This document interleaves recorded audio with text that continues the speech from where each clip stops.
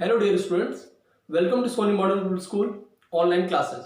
So far we have completed two classes on microorganisms, and in the last class we discussed about harmful microorganisms which are also known as pathogens, and we discussed about them, how they enter our body and what we can do to prevent them from entering our body.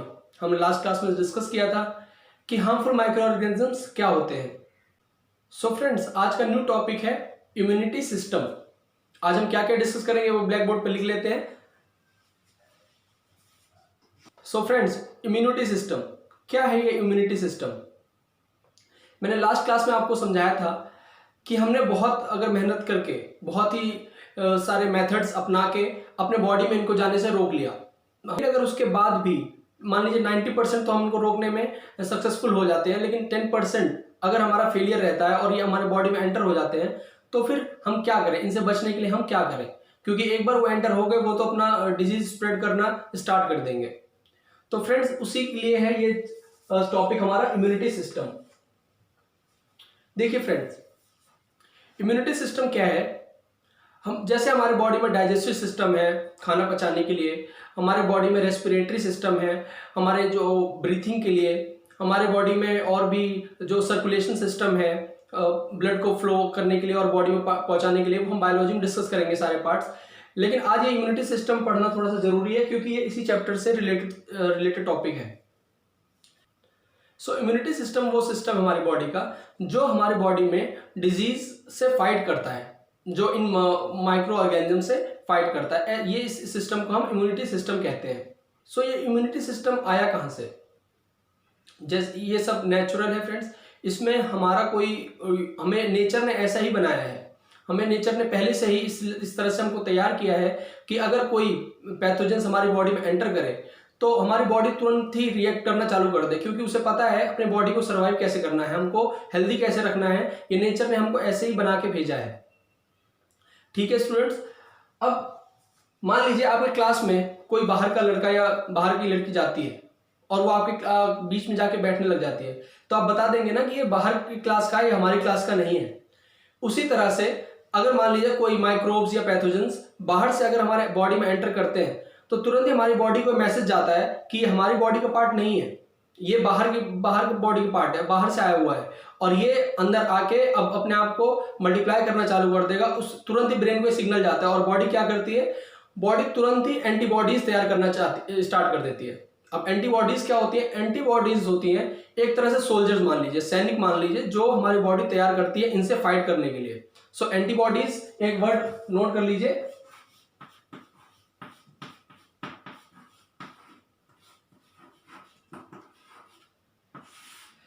Antibodies are known as soldiers. हमारी body antibodies तैयार करना start कर देती है, हमारी body antibodies बनाना start कर देती है जो उन माइक्रोब से लड़ाई करते हैं, वो फाइट करते हैं. उसके बाद हमारी बॉडी जो है इस बात को याद भी रखती है कि लास्ट टाइम ये माइक्रोब्स, इस तरह का माइक्रोब हमारी बॉडी में आया था, और इसीलिए वो इसकी मेमोरी में स्टोर कर लेती है इस बात को. और नेक्स्ट टाइम अगर कोई इसी तरह का माइक्रोब दोबारा से हमारी बॉडी में कभी भी इन फ्यूचर आता है तो हमारी बॉडी पहले से ही तैयार रहती है उससे लड़ने के लिए, क्योंकि वो एंटीबॉडीज अब बना के उसने रख लिए हैं, उसको दोबारा से एंटीबॉडीज बनाने की जरूरत नहीं पड़ती है. इसी को हम बोलते हैं इम्यूनिटी सिस्टम. इम्यून मतलब, इम्यून वर्ड कहां से आया? इम्यून वर्ड आया मुक्त से. मुक्त, इम्यून का मतलब होता है मुक्त या फिर बचा हुआ है.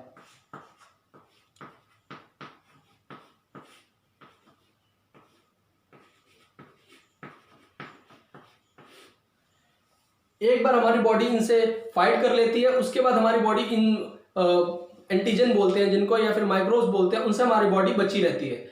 इसीलिए हम बोलते हैं कि अगर एक बार हमारी बॉडी किसी डिजीज से फाइट कर लेती है और वो जीत जाती है उससे, तो हम इम्यून हो जाते हैं. हम 90% केसेस में इम्यून हो जाते हैं. ठीक है फ्रेंड्स, हमने ये पढ़ लिया इम्यूनिटी सिस्टम. इसी को हम बोलते हैं इम्यूनिटी सिस्टम. अब इसमें तो आपने कुछ किया ही नहीं, आपकी बॉडी तो अपने आप ही फाइट कर रही है इनसे बचने के लिए. अब हम जानना चाहते हैं कि हमने तो पहले जैसे 90% केसेस में अपने आप को बचा लिया, अपने आप को प्रिवेंट कर लिया, हाथ धो लिया हमने जो है, और लोगों से हाथ नहीं मिलाया, हम बीमार व्यक्ति से दूर रहे, क्राउडेड प्लेस में नहीं गए, तो हमने कुछ किया था। इसमें तो हमें कुछ करना ही नहीं पड़ा, क्योंकि हमारी बॉडी अपने आप ही सब कुछ कर रही है। एक बार हमने अपने आप को 90% केस में बचा लिया था। 10% केस में अगर वो माइक्रो ऑर्गेनिजम्स जो पैथोजेंस होते हैं हमारी बॉडी में चले गए, तो हमारी बॉडी ने खुद ही रिएक्ट करना चालू कर दिया, हमारी बॉडी खुद ही उनसे फाइट करना चालू कर दिया। तो आपका क्वेश्चन होगा कि हम क्या करें फिर इसके अंदर, क्योंकि वो तो अपने आप ही बचा रही है, हमें तो इसमें कुछ करना ही पड़ा। लेकिन नहीं, हम अपनी इम्यूनिटी बढ़ा सकते हैं। How to increase our immunity, ये हम डिस्कस करेंगे। ये इम्यूनिटी सिस्टम उन्हीं की बहुत स्ट्रांग होती है जो हेल्दी होते हैं। जो भी हेल्दी होंगे उनका इम्यूनिटी सिस्टम बहुत स्ट्रांग होगा। तो हम अपनी बॉडी को हेल्दी रखने में क्या कर सकते हैं, उसके बारे में हम डिस्कस करेंगे। First thing is how to increase our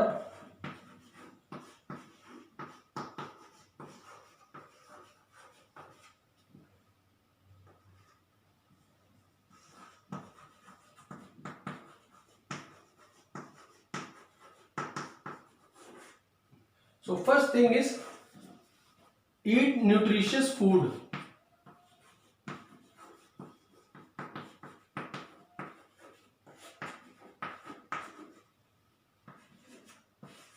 Second one is get enough sleep.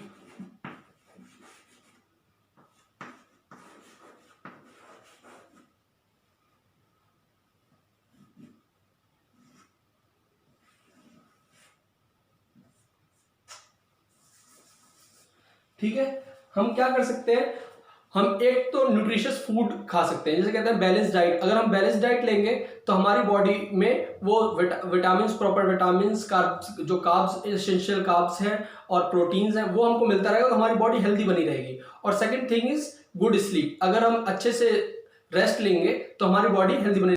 मैं ये बताना चाहता हूँ कि अगर हमारी बॉडी हेल्दी रहेगी तो हमारा इम्यूनिटी सिस्टम खुद ब खुद स्ट्रांग रहेगा। अब आपने ये देखा होगा कि अभी कोरोना वायरस जैसे बाहर चल रहा है, तो ये बोला जा रहा है कि कृपया बच्चे और जो 60 साल के ऊपर के बुजुर्ग हैं वो इनसे बहुत दूर रहे। क्यों ऐसा बोला जा रहा है? क्योंकि मान लीजिए 12 ईयर से कम का बच्चा है, या फिर 60 ईयर के से बड़ा कोई बुजुर्ग है, ठीक है, अगर 60 ईयर से ग्रेटर है या 12 ईयर से स्मॉलर है, ये जो भी बच्चे होंगे इनका इम्यूनिटी सिस्टम बहुत ही वीक होगा। क्यों ऐसा होता है? क्योंकि जब कोई भी बच्चा बर्थ लेता है, कोई भी बच्चा नया पैदा हुआ होता है, तो उसका इम्यूनिटी सिस्टम इतना डेवलप नहीं हुआ होता। इम्यूनिटी सिस्टम डेवलप होने में भी टाइम लगता है। और अगर कोई 60 ईयर को पार कर गया है, 60 ईयर का अबव है, तो उसका इम्यूनिटी सिस्टम वीक होने लग जाता है। तो इसीलिए इनको बोला जाता है कि ये जो दो लोग हैं 60 ईयर के अबव, जो वृद्ध आदमी और जो 12 ईयर के कम बच्चे हैं, वो थोड़ा सा अपने आप को बचा कर रखें, क्योंकि इनका इम्यूनिटी सिस्टम बहुत ही वीक रहता है। और बाकी जो इनके बीच में रहते हैं उनकी बॉडी ज्यादातर हेल्दी पाई जाती है।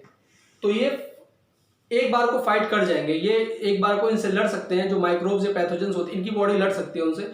लेकिन जो ऊपर के 60 ईयर अबव हैं और 12 ईयर बिलो हैं, ये उनसे फाइट नहीं कर सकते। इनका इम्यूनिटी सिस्टम बहुत ही वीक होता है। ठीक है, ये हमारा हो गया इम्यूनिटी सिस्टम। अब हम बात करते हैं वैक्सीन के बारे में। तो ऐसा तो नहीं है कि हम ये 60 ईयर के अबव जो है और जो 12 ईयर के बिलो हैं इनको हम ऐसे ही छोड़ दें, क्योंकि बहुत सारी पॉपुलेशन हमारे कंट्री में या पूरे वर्ल्ड में इसमें भी पाई जाती है। तो हम ऐसा क्या करें कि हम इनको बचा सकें। और जो इनके बीच में है वो भी सभी हेल्दी नहीं है, उनमें भी बहुत सारी डिजीजेस है। तो इनके लिए हम क्या करें? तो हमारे साइंटिस्ट ने इसका उपाय निकाला, वैक्सीन। इसका सॉल्यूशन निकाला, वैक्सीन। अब वैक्सीन क्या होती है उसके बारे में हम डिस्कस करते हैं। सो हम बात करते हैं वैक्सीन की। वैक्सीन क्या होता है? वैक्सीन एक ऐसा सॉल्यूशन होता है जिसमें पैथोजेंस पहले से ही प्रेजेंट होते हैं, लेकिन वो पैथोजेंस एक्टिव फॉर्म में नहीं होते, वो पैसिव फॉर्म में होते हैं। अब आप पूछेंगे कि जब उसमें पहले से ही पैथोजन पाए जाते हैं तो ये हमारे लिए फायदेमंद कैसे हो? वो तो हमें हमारी बॉडी में फिर भी चले जाएंगे। हेल्दी या फिर इतने पावरफुल नहीं होते कि हमारी बॉडी को इन्फेक्ट कर सके। सो वैक्सीन क्या होता है? वैक्सीन सॉल्यूशन होता है which contains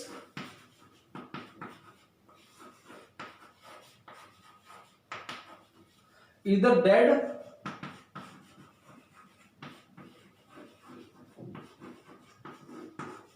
or weakened form of virus.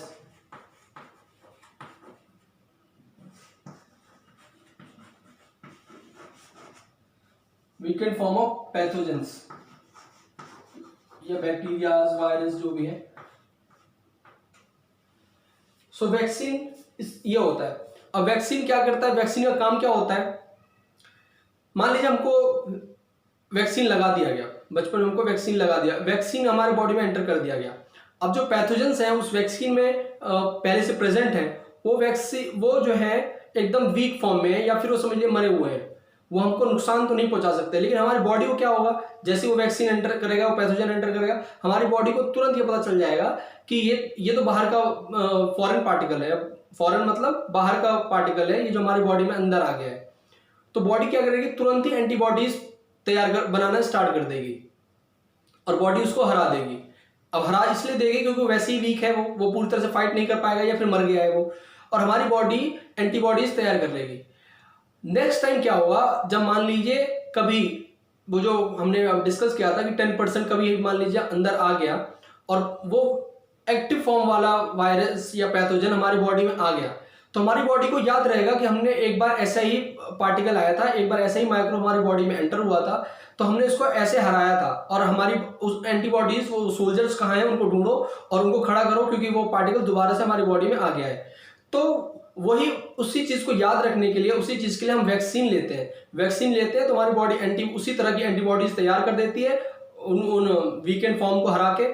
और जब कभी एक्टिव फॉर्म वाला मतलब जीवित जो पैथोजन होता है, जब जिंदा पैथोजन बॉडी में दोबारा आता है और वो इन्फेक्ट करने के लिए स्टार्ट करता है, तो हमारे एंटीबॉडीज पहले से ही तैयार रहते हैं और उनको हरा देते हैं. इसका एग्जाम्पल हम ऐसे लेते हैं, मान लीजिए आपके घर में कोई चोर आया, आपके घर में कोई एकदम से चोर आ गया और आप रात को सो रहे हैं, तो फिर वो तुरंत आपको मारना स्टार्ट कर देगा और आपका सामान चोरी करना स्टार्ट कर देगा, क्योंकि आप उस टाइम सो रहे हैं, आप जगे हुए नहीं हैं. अगर आपको पता रहे पहले से कि आज रात को चोर आने वाला है, तो आप सोएंगे क्या? आप पहले से ही जगे रहेंगे और अगर वो जैसे ही आपके घर में आएगा, आप उसको मारना स्टार्ट कर देंगे और आप जीत जाएंगे. सो वैक्सीन का भी यही कॉन्सेप्ट है कि हम वैक्सीन के थ्रू सिर्फ बॉडी को एहसास दिलाते हैं कि ये जो पैथोजेंस हैं ये आए हुए हैं, और बॉडी तुरंत ही एंटीबॉडीज तैयार कर देती है. और जब नेक्स्ट टाइम वो असली वाले वायरस बॉडी में घुसते हैं, तो हमारे एंटीबॉडीज पहले से तैयार रहते हैं और उनको हरा के बाहर कर देते हैं. एक और इन्फॉर्मेशन देनी थी आपको वैक्सीन के रिलेटेड, कि फर्स्ट वैक्सीन हमारा बना था 1798 में, जो कि बनाया था एडवर्ड जेनर ने.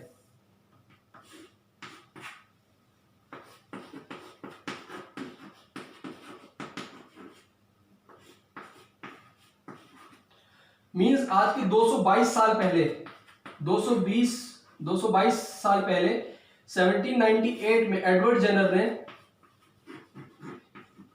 एक वैक्सीन बनाया था. किसके अगेंस्ट में? Small pox. स्मॉल पॉक्स आपको पता होगा, एक बीमारी होती है जिससे बॉडी में दाने दाने से पड़ जाते हैं.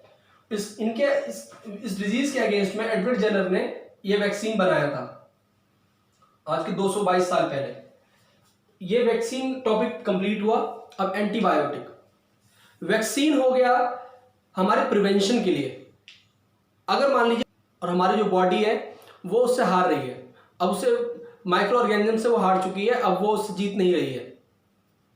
जो भी हमारे अंदर वायरस आए हैं या फिर पैथोजेंस आए हैं, उनसे हमारी बॉडी फाइट कर रही है और लेकिन हार रही है.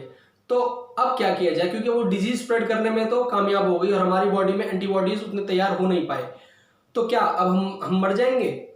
नहीं. उसके लिए फिर साइंटिस्ट ने बनाया है एंटीबायोटिक, जिनको हम बोलते हैं मेडिसिन. ये टैबलेट फॉर्म में, इंजेक्शन फॉर्म में और कैप्सूल के फॉर्म में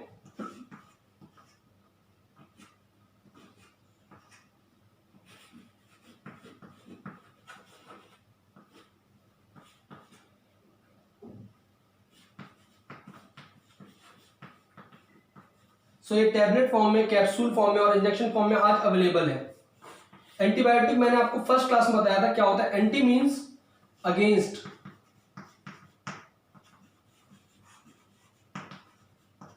and bio means life.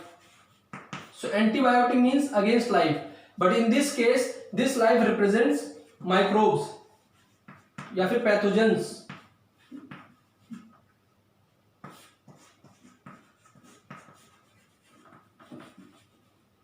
So antibio means against pathogens.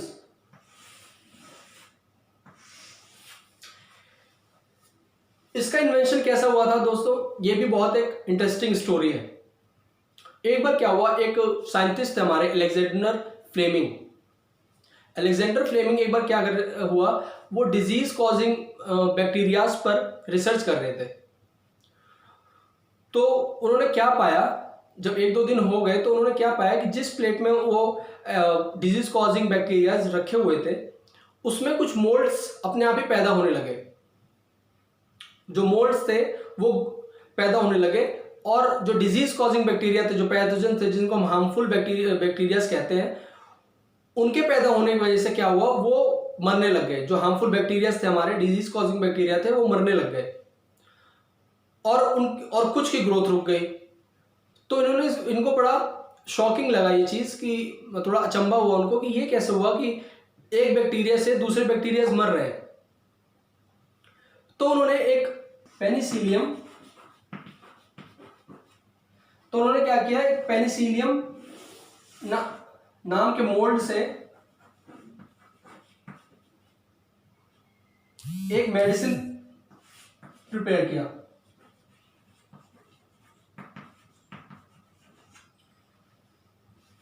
जिसे हम पेनिसिलिन कहते हैं, पेनिसिलिन कहते हैं। सो इस तरह से इन्होंने पहला एंटीबायोटिक तैयार किया। और ये क्या होता है, पेनिसिलियम होता है एक फंगाई।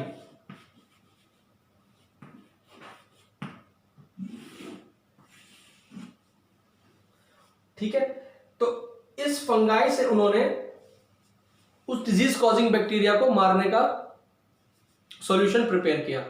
तो हमने देखा कि किस तरह से हमने गुड बैक्टीरिया से बैड बैक्टीरिया को मारने का सॉल्यूशन प्रिपेयर किया। इसी को हम एंटीबायोटिक बोलते हैं। उसी टाइम, और ये पेंसिल किस टाइम पे हुआ था, ये हुआ था 1929 में, और जिसका इन्वेंशन किया था अलेक्जेंडर फ्लेमिंग ने।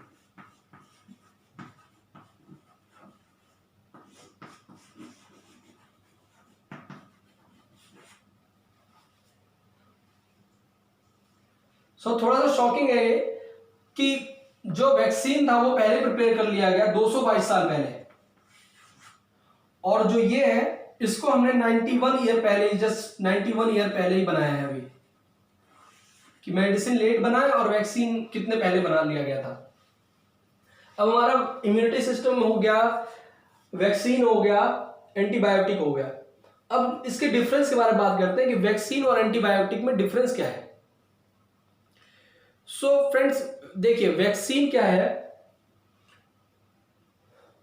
जो वैक्सीन है वो एक तरह से प्रिवेंशन है, क्योर नहीं है, प्रिवेंशन है। और प्रिवेंशन हमेशा क्योर से बढ़िया होता है। आपने वो लाइन सुनी होगी, prevention is better than cure. तो प्रिवेंशन है वैक्सीन, और एंटीबायोटिक क्योर है कि हम किसी चीज को अपनी बॉडी में आने से पहले ही कैसे रोक ले। जैसे मान लीजिए हाथ धोना भी एक प्रिवेंशन मेथड में आता है, और मुंह पे मास्क पहन के रखना भी प्रिवेंशन में आता है। अभी आप घर से बाहर नहीं जा रहे हैं जिससे कि आप इन्फेक्ट लोगों से बच जाएं, ये भी एक प्रिवेंशन है। इसी तरह से ये वैक्सीन भी एक प्रिवेंशन है। आपको बचपन, वैक्सीन का एक बहुत बढ़िया एग्जाम्पल है पोलियो वैक्सीन। आपने सुना होगा कि छोटे छोटे बच्चों को आपके एरियाज में या फिर गली मोहल्लों में आपके जो है वो बच्चों को दवा पिलाने के लिए कुछ हमारे जो सोशल वर्कर हैं या हेल्थ वर्कर्स हैं वो आते हैं बच्चों को पिलाने के लिए। वो वैक्सीन किस लिए पिलाई जाती है कि जिससे कि बच्चे कुछ बीमारी, जो पोलियो वायरस है, उससे बचे रहें और वो हेल्दी रह सके। आपने पोलियो के कुछ लोगों को देखा होगा कि किसी के पैरों में कुछ प्रॉब्लम आ जाती है, किसी के हाथ में कुछ प्रॉब्लम आ जाती है और उनकी बॉडी सही से ग्रो नहीं कर पाती है। तो उसी डिजीज से रोकने के लिए पोलियो वायरस का जो इंजेक्शन है वो दिया जाता है। पोलियो पल्स पोलियो प्रोग्राम हम उनको बोलते हैं, वो एक वैक्सीन का एग्जाम्पल है। तो ये पहले से ही दे दिया जाता है, जिससे कि कभी भी पोलियो अगर वायरस आपकी बॉडी में चला जाए या फिर किसी तरह से वो पैथोजन आपकी बॉडी में चला जाए तो आपकी बॉडी फाइट कर सके उससे और उसको बाहर कर सके। तो ये प्रिवेंशन मेथड है। लेकिन जो ये एंटीबायोटिक है ये क्योर मेथड है। अब अगर आपकी बॉडी में वो चला भी गया और वो फाइट भी कर रहा है और वो जीत रहा है, तो उस डिजीज को स्प्रेड होने से कैसे रोका जाए और कैसे उस डिजीज को क्योर किया जाए, वो हम करते हैं एंटीबायोटिक से। ठीक है, अब ये इसका मेजर डिफरेंस है वैक्सीन और एंटीबायोटिक का। अब एंटीबायोटिक के कुछ ज्यादा लेने से इसके बहुत नुकसान भी होते हैं। अगर मान लीजिए आपको डॉक्टर ने नहीं बताया, आजकल क्या होता है लोग कुछ पैसे बचाने के लिए कहते हैं डॉक्टर पास नहीं जाएंगे, हमने ये दवा, हमें पता है पिछली बार बीमार हुए थे तो ये हमने दवा खा ली थी। तो आज वो क्या करते हैं, वो बिना ही डॉक्टर से पूछे जाके वो वही दवा दोबारा से खा लेते हैं। लेकिन इसके बहुत ही मेजर नुकसान है, बहुत ही मेजर इसके हार्मफुल इफेक्ट्स हैं। वो क्या क्या है देखिए, एंटीबायोटिक पहली बार तो सबके सारे डिजीज के अगेंस्ट में बराबर काम नहीं करती। मान लीजिए वायरस है जैसे, तो एंटीबायोटिक मेजरली बैक्टीरियाज के अगेंस्ट में काम करते हैं। हमने फर्स्ट क्लास में डिस्कस किया था कि ये मेजर ग्रुप्स हैं जिसमें फंगई, एल्गाई और बैक्टीरियाज, वायरस, प्रोटोजोआ डिस्कस किया था। तो ये जो एंटीबायोटिक है वो मेजरली जो है बैक्टीरियाज के अगेंस्ट में काम करती है, वायरस के अगेंस्ट में इतना काम नहीं करती वो। तो फर्स्ट तो ये है, आपको ये नहीं पता होगा कि ये डिजीज जो मेरे अंदर हो रहा है वो किसकी वजह से हो रहा है। पहला तो ये है। सेकंड रीजन ये है इसका, अगर आप इसका ओवर यूज ले लेते हैं या फिर बिना बताए डॉक्टर के ले लेते हैं तो क्या होता है, जो जैसे हमारी बॉडी में इम्यूनिटी सिस्टम इवॉल्व हो जाता है, हमारी बॉडी फाइट करना सीख जाती है किसी वायरस के अगेंस्ट में, किसी पैथोजन के अगेंस्ट में, उसी तरह से ये बैक्टीरियाज भी फाइट करना सीख जाते हैं इन दवाइयों से। ये बैक्टीरियाज को भी पता चल जाता है कि अच्छा ये दवाई है, इससे हम बार बार मर रहे हैं, तो हम वो भी फाइट करते करते इनसे जीतना चालू कर देती है। उसके वजह से क्या होता है, जब नेक्स्ट टाइम आप ये दवाई खाते हैं तो उसके अगेंस्ट में ये काम नहीं करते और बैक्टीरिया बार बार इनसे जीतती रहती है। फिर आपके लिए ये बहुत ही मेजर कंसर्न होता है कि अब आपके लिए दवाई मिले कैसे, क्योंकि जो दवाई थी उसके ऊपर तो आपके बॉडी के बैक्टीरिया ने जीत हासिल कर ली। अब वो कौन सी नई दवाई कहाँ से लेके आए जिससे कि आपकी बॉडी बच सके। तो ये बहुत ही मेजर इशू है, इसको हम बोलते हैं ड्रग रेजिस्टेंट। आजकल ये बहुत बड़ा इशू है कि बहुत सारे लोग हैं जिन्होंने वो दवाइयाँ, जो डॉक्टर भी हैं, बहुत सारे डॉक्टर ऐसे हैं आजकल बैठे हुए हैं जगह जगह पे, जिनको कोई बहुत ज़्यादा जानकारी नहीं है। उन्होंने देखा अच्छा ये सिम्टम्स हैं, इनको खांसी आ रही है, इनको बुखार है, सेम वही दवा दे दो। हर केस में वो सेम दवा दे देते हैं, जिससे क्या होता है कि जो वो पैथोजेंस हैं वो आपकी बीमारियों से लड़ना सीख जाते हैं। उनको जब सही टाइम पे सही दवा नहीं मिलती तो वो आपकी बीमारियों से लड़ना सीख जाते हैं। इसी को हम बोलते हैं ड्रग रेजिस्टेंस। सो आज का ये बहुत बड़ा मेजर इशू है। और जो थर्ड डिसएडवांटेज है इन एंटीबायोटिक्स का लेने का, कि ये आपके बॉडी के यूजफुल बैक्टीरियाज को भी किल कर देते हैं। मैंने आपको फर्स्ट क्लास में बताया था कि कुछ हमारे जो बॉडी में बैक्टीरियाज पाए जाते हैं वो हमारे लिए यूजफुल है, सभी के सभी हमारे लिए हार्मफुल नहीं है। कुछ फ्रेंडली भी हैं जो आप जैसे मान लीजिए बॉडी में डाइजेस्टिव सिस्टम में हेल्पफुल है, आपके फूड को पचाते हैं, आपके फूड को डाइजेस्ट करने में हेल्प करती हैं। तो अगर आप एंटीबायोटिक्स लेते रहेंगे तो क्या होगा कि आपकी बॉडीज के ये जो गुड बैक्टीरियाज हैं वो भी मर जाएंगे और उसकी वजह से क्या होगा, आपका फूड डाइजेस्ट नहीं होगा, आपको प्रॉब्लम्स आनी स्टार्ट हो जाएगी। तो अभी क्वेश्चन आता है, क्या ये जो माइक्रो ऑर्गेनिजम्स हैं या पैथोजेंस हैं ये ह्यूमंस को इफेक्ट करते हैं या फिर एनिमल्स और प्लांट्स को भी इफेक्ट करते हैं?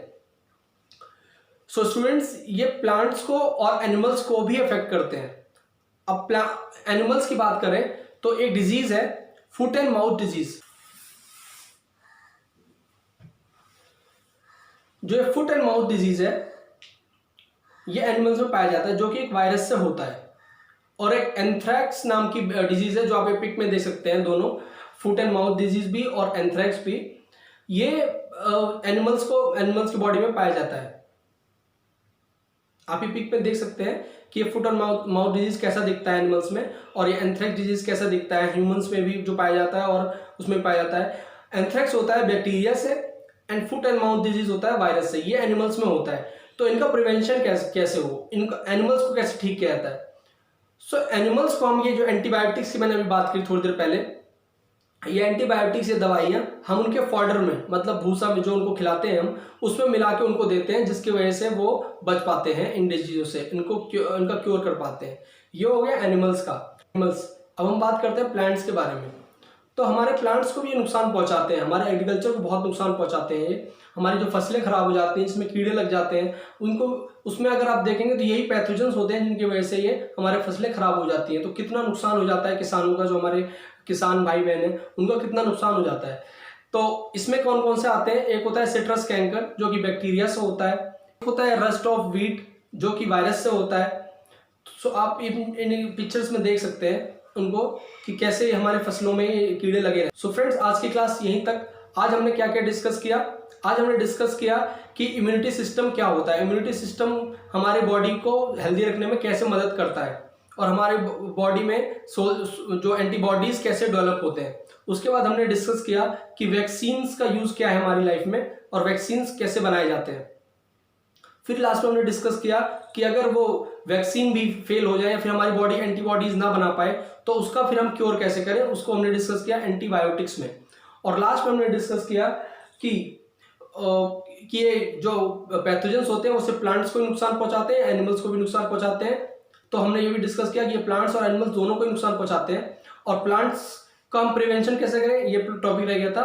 प्लांट्स का हम प्रिवेंशन करते हैं केमिकल से, हम जो केमिकल्स उनके ऊपर स्प्रेड करते हैं या स्प्रिंकल करते हैं, उन्हीं से हम प्लांट्स को भी बचाते हैं।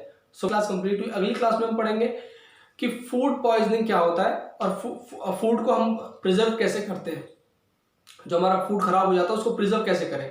और एक टॉपिक है नाइट्रोजन फिक्सेशन और नाइट्रोजन साइकिल के अंदर में, वो हम कल पढ़ेंगे। उसके बाद हमारा ये चैप्टर कंप्लीट हो जाएगा। Thank you.